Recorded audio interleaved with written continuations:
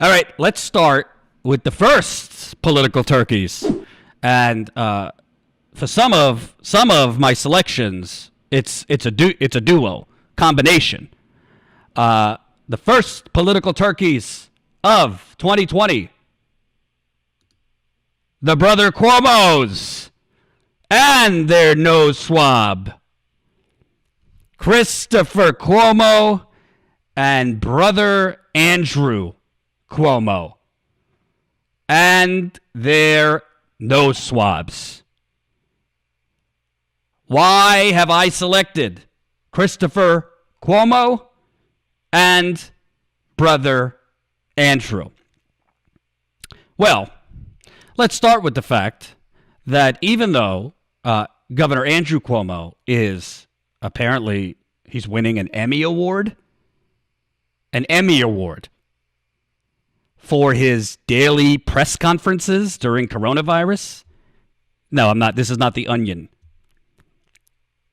Andrew Cuomo winning an Emmy for his daily news conferences. I guess as part of that Emmy, you get to award him for not shutting down the most diverse, most populous state in the country early enough, not shutting down subways, which he had the power to do in New York City, not shutting down transportation early enough, and then sending over 6,000 COVID positive seniors back to their nursing homes to die.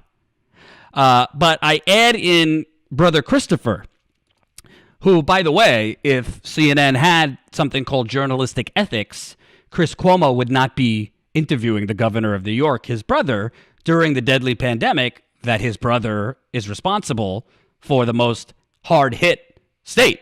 What Chris Cuomo, the fearless journalism Chris Cuomo was doing. Of course, he challenged his brother on why did you send over 6,000 COVID-positive seniors back to their nursing homes. Of course he did, right? Or why did you give the executives of these nursing homes blanket liability so they would have no liability? Let's see this grilling that Chris Cuomo gave his brother Andrew from months ago. Is it true that when you were having the test administered, you inhaled and the doctor's finger went all the way up your nose and got stuck and had to be released with a tool? Is that true? Just to deal with the record. She wanted to comment that I have a little button nose, and she was afraid that the swab would actually hurt because it extended my nasal cavity. The proboscis issue. issue. Speaking about the delicacy of the nose. Yes. And that's what, you know what, I understand. This is the normal swab I'm holding up here now, and for everybody at home. A very valuable object. There's only one company in the entire country that makes these up in Maine. All right, here's the swab. Is it true that this was the swab that the nurse was actually using on you, and that at first it went into your nose and disappeared, so that in scale, this was the actual swab that was being used to fit up that double-barrel shotgun that you have mounted on the front of your pretty face? See, I said I was going to be nice and sweet. Where is Chris Cuomo's Emmy? Shouldn't he get one too? Shouldn't Chris Cuomo get an Emmy for his fearless journalism?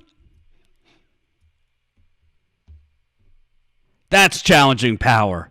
That's challenging one of the most powerful governors in the United Corporations of America and demanding to know, why would you rush over 6,000 senior citizens who were positive, who had coronavirus, back to a nursing home?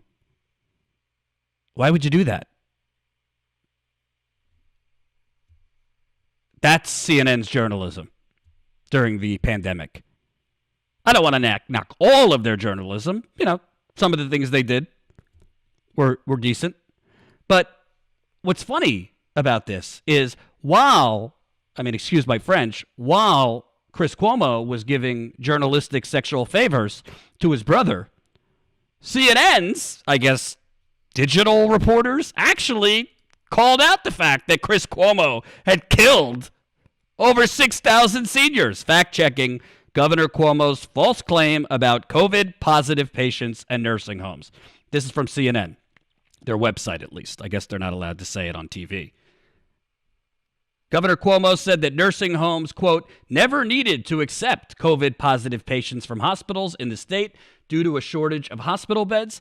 During a press call Wednesday, Finger Lakes News Radio asked Cuomo about his administration's advisory in late March requiring that nursing homes accept the readmission of patients from hospitals, even if they were positive for COVID. The governor's office has repeatedly said the advisory was based on federal guidance, which prohibited discrimination based on coronavirus diagnosis. You can't make this up. Yes, such discrimination as not to send old people with COVID back to nursing homes. The state's Department of Health told CNN residents were admitting to nursing homes during that time not as an overflow facility, but because that's where they live. Cuomo said that the advisory was a precaution if hospitals became overwhelmed, calling it an anticipatory rule, which he said didn't happen. Facts first, Chris, from CNN. Cuomo's assertion that it never happened is false. According to a report from the New York State Department of Health, 6,326 COVID-positive residents were admitted to nursing home facilities following Cuomo's mandate that nursing home accept the readmission of COVID-positive patients from hospital. Whether or not this was needed, it did in fact happen. So, this governor, who MSNBC and CNN were practically slobbering over in the early days of the pandemic, made a decision because, according to his health department, that's where these seniors lived, to send them on home while they were COVID positive, not to continue to isolate them in a hospital or use the ships. Remember those ships that, to Trump's credit, he sent to New York to be a potential overflow capacity if hospitals were overrun? Could have sent the seniors there to the ships docked in New York Harbor. But no, he just sent them home. And what's interesting, didn't really hear this reported by Chris Cuomo. Cuomo gave immunity to nursing home executives after big campaign donations from said executives. See how that works? This is from David Sirota in The Guardian. As Governor Andrew Cuomo faced a spirited challenge in his bid to win the New York 2018 Democratic primary, his political apparatus got a last-minute boost. A powerful healthcare industry group suddenly poured more than $1 million into a Democratic committee backing his campaign.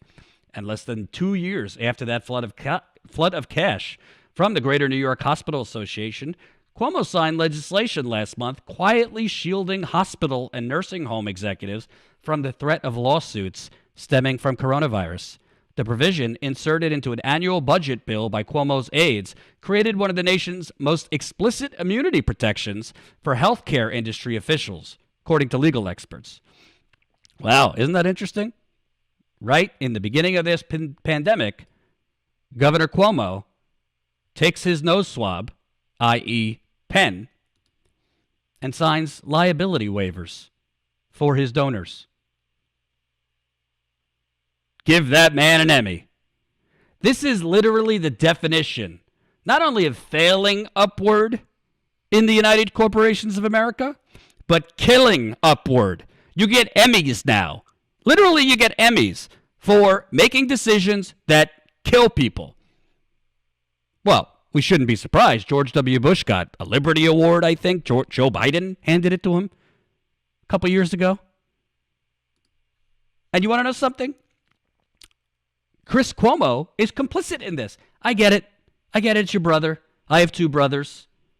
I get you want to protect them. I get it's your brother. You get defensive. You want to give him the benefit of the doubt. That's why you shouldn't be interviewing your brother, who's the governor presiding over ground zero of the coronavirus, which was New York in the early days. The fact that CNN let Chris Cuomo interview Andrew Cuomo is why you're getting this fearless journalism of nose swabs. Let me tell you something.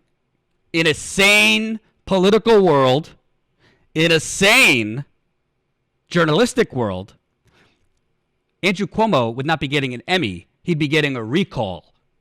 In a sane world, Chris Cuomo would go on air and apologize that during a deadly pandemic, I lost count of the numbers. I think over 30,000 New Yorkers died. Probably more. He's palling around with nose swabs with his corrupt brother. Hope you enjoyed that last video. Hop on over to statuscoup.com where you can sign up for our email list and become a member for as low as $5 to $10 a month. Membership is how we grow. That's statuscoup.com/join. And remember, join our email list so we can grow the revolution with you.